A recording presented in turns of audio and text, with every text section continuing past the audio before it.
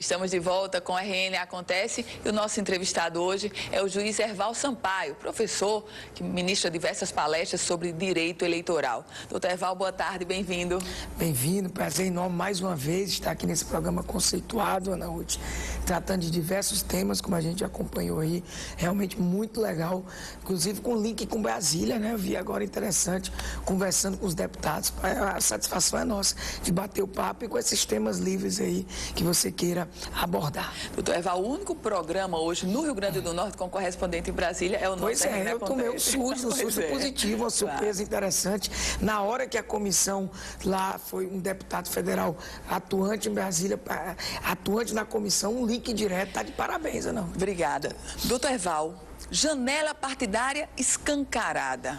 Qual a avaliação que o senhor faz dessa janela que está posta até 18 de março? Olha, eu vou lhe dizer, das mais negativas possíveis. Com todo o respeito que eu tenho a quem pensa em contrário, eu achei que foi um tapa na cara do eleitor. Foi a expressão que eu usei essa expressão e uso quantas vezes entender pertinente. Porque, mais uma vez, se mantém aquilo que eu venho chamando de estrutura do poder pelo poder. As legislações são feitas de modo casuístico, sem qualquer interesse comum, se mexer numa Constituição. Que Constituição é essa? Alterada 91 vezes, e desta feita, sem nenhuma cerimônia, tão somente para acomodar uma nova janela, que para mim, com todo respeito, não é janela, para mim eu tenho dito, é um portão de Grayskull, para quem assistia aqueles filmes daquela época do He-Man ainda passa, né? Então, aquele portão escancarado, onde a legislação avançou, a Lei 13.165, se a gente analisar em relação à estrutura, vamos dizer, antes dessa lei, nós só tínhamos fidelidade partidária por resolução. Muitas vezes se discutiu a legitimidade. Então, viu-se como um avanço. A janela, mesmo de 30 dias. Não ficando satisfeito com essa janela de 30 dias, vai acomodar uma nova situação e uma situação casuística. É um verdadeiro absurdo, ou seja, os partidos políticos desse país, Ana Ruth, eles existem de um modo geral com uma força dentro da Constituição e da lei. Quando vem para a prática, eu repito, são manipulados, nós temos donos de partido, são os interesses pessoais, muitas vezes não é publicano. E tudo isso para quê? Para ver a melhor forma de se postar perante as eleições de 2016. O que é que muitos políticos pensam? Qual é o melhor partido para continuar no poder? É isso que muitas vezes se vê. E isso, sinceramente, eu acho que foi realmente desgastante com todo o processo de corrupção que nós estamos passando, com a tentativa de se dar uma resposta, de se fazer uma reconstrução, uma retomada da política brasileira. Vir uma emenda dessa, sinceramente, é profundamente decepcionante. Eu, como cidadão, fiquei mais uma vez indignado com tudo isso, com todo o respeito que eu tenho a todos os deputados e senadores, mas foi uma tapa na cara do eleitor. Doutor Herval, agora, na verdade, tem duas janelas. Tem uma janela posta agora e tem uma janela que foi criada na mini-reforma eleitoral que estará colocada a cada eleição. Ou seja, nessa próxima janela, que aí começa em março, só vereadores podem usufruir dessa janela, é isso? Veja bem como é interessante, você muito bem colocou. A janela da legislação, da Lei 13.165, ela cria uma espécie assim, por isso que eu até vi um lado positivo, num certo sentido.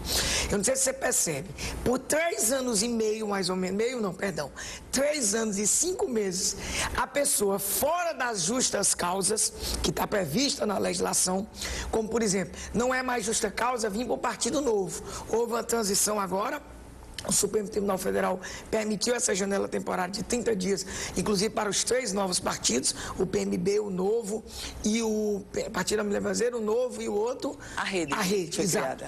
Então, tudo isso se permitiu, mas não existe mais justa causa de Partido Novo. Só aquelas justas causas que a doutrina e jurisprudência estava discutindo, como, por exemplo, a questão da mudança totalmente dos programáticos, dos valores, dos ideais. A gente sabe que isso não acontece muito na prática. Enfim, Fora dessas situações, justa causa, olha que interessante, o político vai ficar obrigado, assim que se eleger, a ficar nesse partido sob pena de perder o mandato, porque o mandato é do partido. Então, isso é um lado positivo, né? Mas eles criaram essa janela. Toda vida que tiver uma eleição, eles vão ficar 30 dias livre. Eles vão para onde quiser, justamente porque esses 30 dias, porque eles vão ver o melhor partido para se reelegerem. É a facilidade, é o ajuntamento de interesses que eles fazem para ver que se elege. Tanto é verdade que alguns políticos estão percebendo, mano, e aí você é a comentarista, você que vai abordar isso, você já percebeu que vários partidos não estão mais recebendo vereadores eleitos?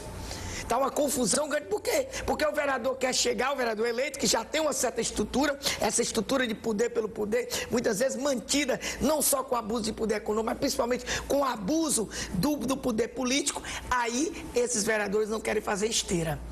Os candidatos a vereador não querem fazer esteira. Então, essa janela persiste. E aí você vai dizer, persiste para todos esses políticos que vão se candidatar. Essa outra, minha amiga, você que diga o porquê que foi aberto, além do que eu já disse.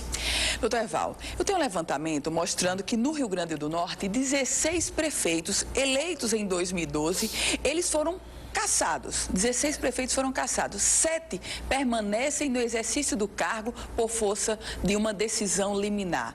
O direito eleitoral sempre foi visto como a justiça eleitoral muito ágil. Mas o que é que ocorre, doutor Eval? 7 prefeitos que deveriam estar fora do poder permanecem, embora cassados, na gestão. Olha, essa pergunta, eu até brinquei nos bastidores, né? É uma pergunta muito difícil, muito complexa.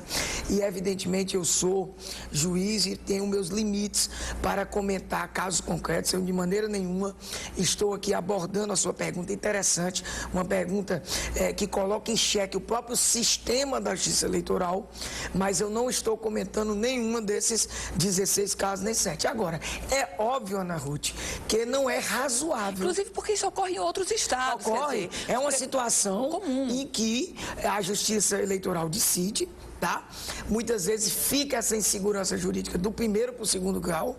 O juiz às vezes manda afastar e o tribunal manda voltar, e às vezes o tribunal manda afastar no segundo grau e o TSE manda voltar. Análise de cada caso, eu não quero aqui condenar isso aqui, eu não quero dizer se está certo ou está errado. Tem a questão muito difícil de que o mandato perdido ele não volta mais, isso é fato, tá?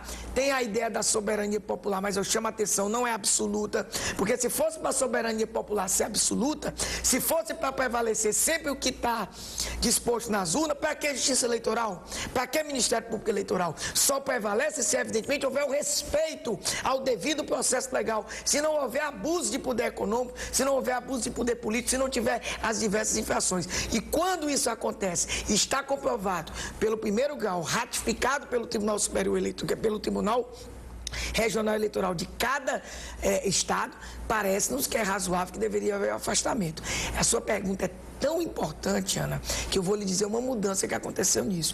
E você vai aparentemente achar contraditório essa mudança com a minha linha de posicionamento em abstrato. Porque eu sempre gosto de dividir a minha luta como cidadão, a minha análise como professor, da minha atuação como juiz. Eu sempre faço essa distinção. Mas olha que interessante. Para evitar esse tira e bota, essa situação, a legislação disse que agora, a Lei 3.165, disse que somente se retira o mandato quando o tribunal confirmar. O recurso vai ter efeito expressivo. E você vai aparentemente dizer, o senhor não concorda. Eu concordo. Sabe por que eu concordo? Porque eu acho extremamente ruim para a imagem da justiça eleitoral o juiz tirar e o TRE mandar voltar. Fica esse negócio, tira e bota. Vamos fazer o seguinte, vamos definir de uma vez por toda quando é que o político sai e vamos julgar o mais rápido possível. Porque essa situação, em tese, não é uma situação interessante. A gente tem dificuldade de entender, até mesmo nós da área temos dificuldade, muito mais o eleitor, muito mais o amigo e amiga que nos assiste aqui, que não tem conhecimento das leis eleitorais. Então, isso realmente tem que ser analisado, temos que dar uma balançada, uma chacoalhada e realmente, uma vez por todas, definir. Se o político, evidentemente, foi condenado ao obedecer devido processo legal, foi mantido pelo TRE, parece que a diretriz é ele ser afastado e, evidentemente, agora outra mudança. Não vai ter mais negócio de chamar segundo lugar. Novas eleições em todo e qualquer caso. caso. Doutor Herval, essa eleição de 2016 vai ser a primeira eleição sem o financiamento privado de campanha. Isso é teoria ou isso vai ser conseguido levar à prática? Olha, vai, dois momentos para me responder sua pergunta.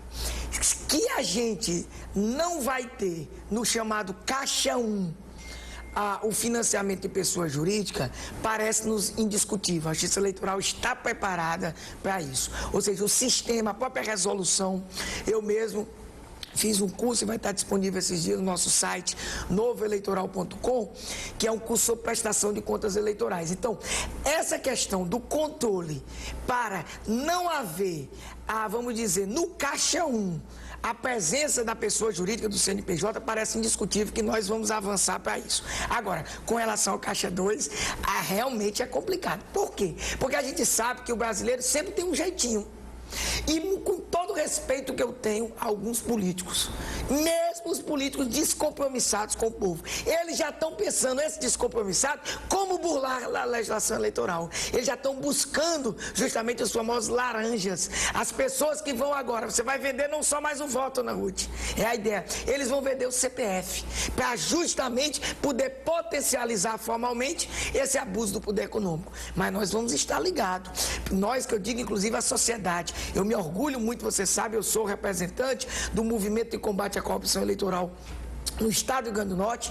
Já lançamos a nível do Brasil a campanha do movimento contra o Caixa 2. Vamos lançar aqui junto com a OAB e a CNBB. Estou me comunicando com o presidente Paulo Coutinho, com o pessoal da igreja. Vamos lançar em todos os estados. Então, há possibilidade sim de envolver e a gente evitar o uso desse Caixa 2. Agora, saiba que tudo isso depende de estrutura. Estrutura do Ministério Público, estrutura do Judiciário. Eu espero, evidentemente, que a gente possa avançar no combate a a espécie de abuso de poder econômico.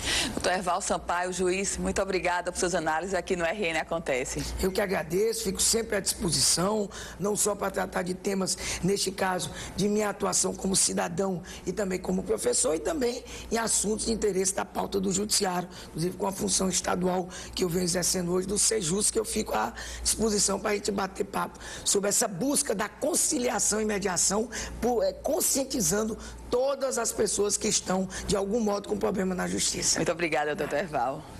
Se você quiser rever essa entrevista completa, é só acessar www.politicaemfoco.com, um site especializado na política do Rio Grande do Norte e do Brasil. O RN Acontece vai ficando por aqui. Você acompanha agora o Boa Tarde Cidadão com Robson Carvalho. A gente volta amanhã, nesse mesmo horário, aqui na tela da Band. Ótima tarde para você.